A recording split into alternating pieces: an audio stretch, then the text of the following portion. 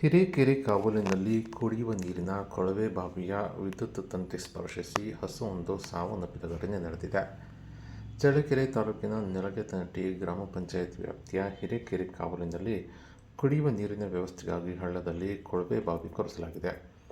ಇನ್ನು ಈ ಕೊಳವೆ ಬಾವಿಗೆ ವಿದ್ಯುತ್ ಸಂಪರ್ಕ ಕಲ್ಪಿಸಲು ಎಳೆದಿರುವ ವಿದ್ಯುತ್ ತಂತಿಗಳನ್ನು ಸುರಕ್ಷಿತವಾಗಿ ಅಳವಡಿಸದೆ ನೆಲದ ಮೇಲೆಯೇ ಬಿಟ್ಟಿರುವುದರಿಂದ ಈ ಒಂದು ದುರ್ಘಟನೆ ಸಂಭವಿಸಿದೆ ಎಂದು ಗ್ರಾಮಸ್ಥರು ಆರೋಪಿಸಿದ್ದಾರೆ.